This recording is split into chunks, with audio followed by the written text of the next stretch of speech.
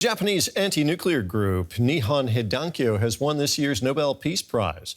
The group represents the survivors of the 1945 atomic bombings of Hiroshima and Nagasaki. The Norwegian Nobel Committee said it was honoring the group's efforts to achieve a nuclear-free world.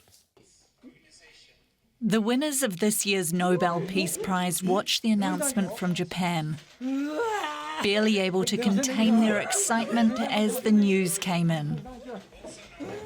The Norwegian Nobel Committee has decided to award the Peace Prize for 2024 to the Japanese organization Nihon Hidankyo.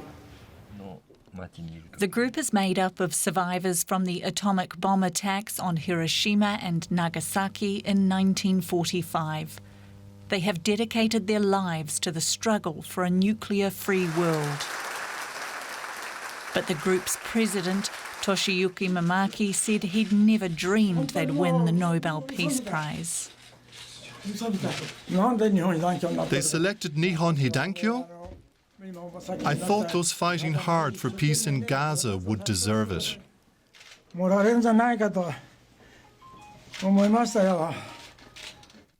The escalating conflicts in the Middle East and between Russia and Ukraine appear to have contributed to the decision to give the award to Nihon Hidankyo.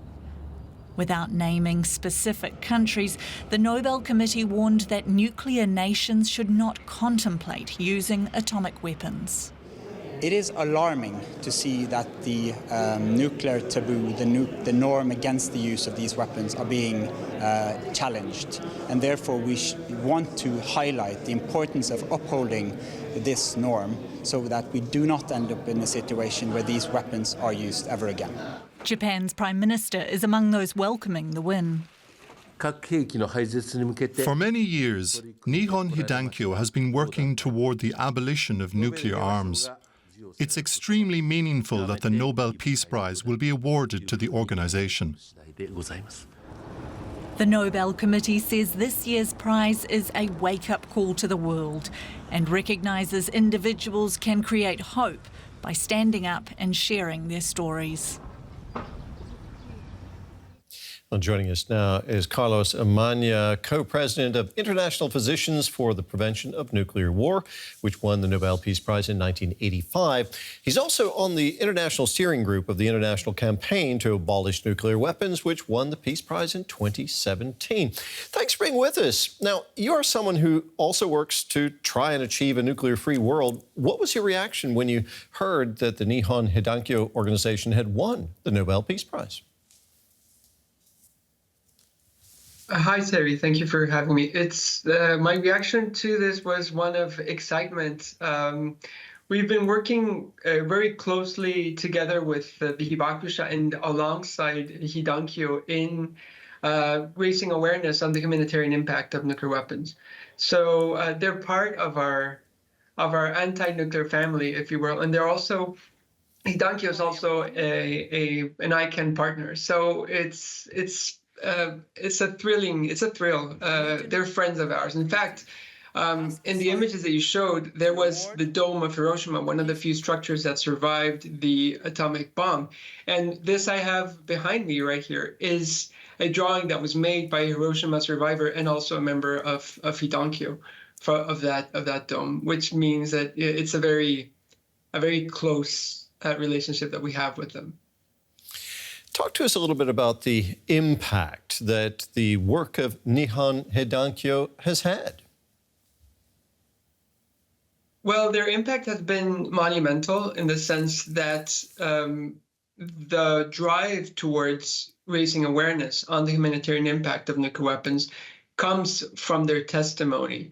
They, unlike a few others in the world, can give a particular perspective to what it means to have survived these very horrible weapons. And they have given the human face to that suffering. And they have relived the horrors that time and time again by retelling their story with the hopes that nobody else will.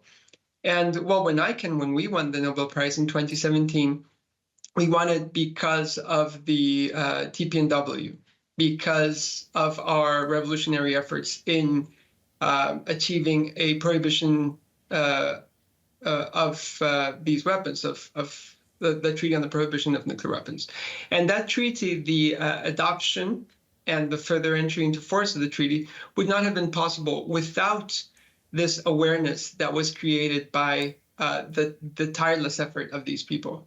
So their presence has been not only an inspiration, but also a reference to our movement. And their impact has been monumental. Given the number of conflicts around the world right now, and not to mention threats of using nuclear weapons in those conflicts, would you say that this choice is a timely one? It is a very timely one, I would say, because the risk of a nuclear war, a full-scale nuclear war, is, according to many experts, the highest in history.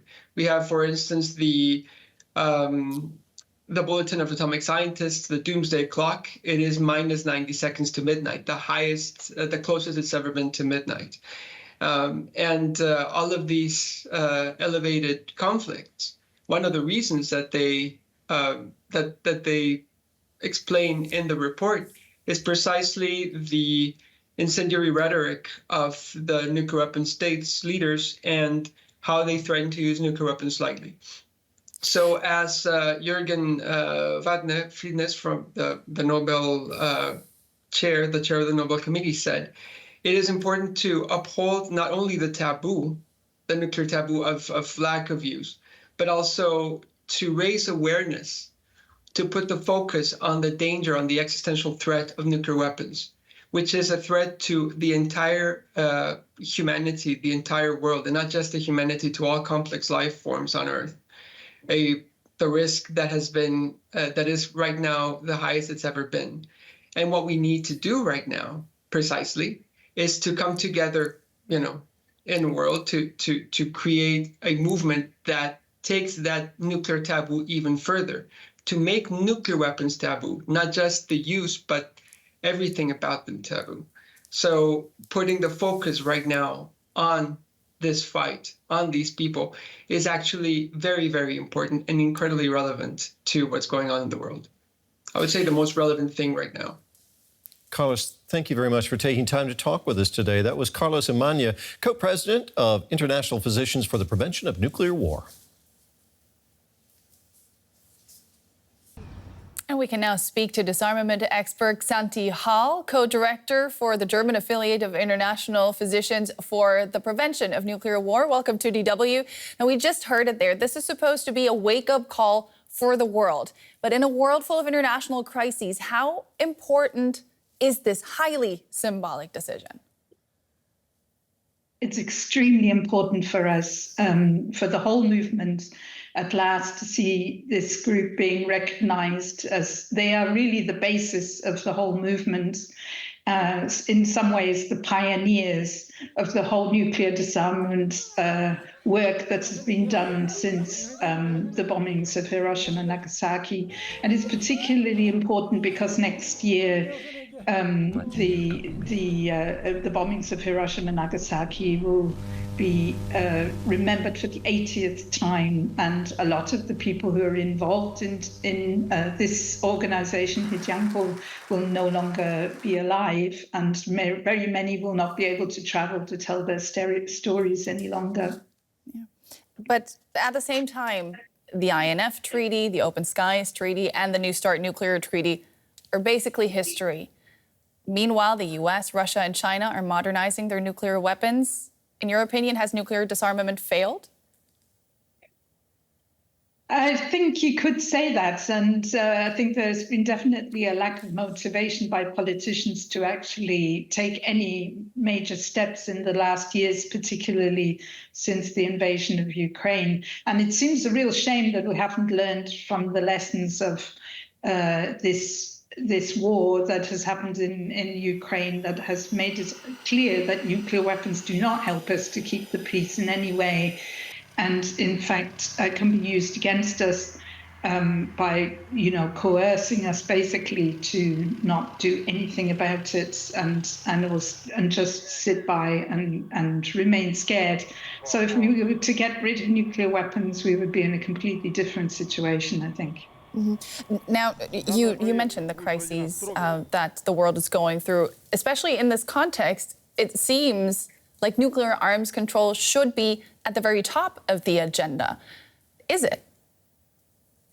It's definitely not at the top of the agenda for most politicians. Right now, the highest thing at the top of the agenda is how many weapons they're going to deliver to certain countries. And this is only making the arms industry rub their hands. It's actually the time now that we should be really considering getting rid of nuclear weapons completely. That there has been a treaty entered into force since 2021, which Hidankyo helped to bring about, and the Treaty on the Prohibition of Nuclear Weapons. And this is high time that that countries around the world then get off the fence and actually join this treaty. We already have over 100 that are supporting the treaty, and we hope that that will increase. That was disarmament expert Xanthe Hall. Thank you so much.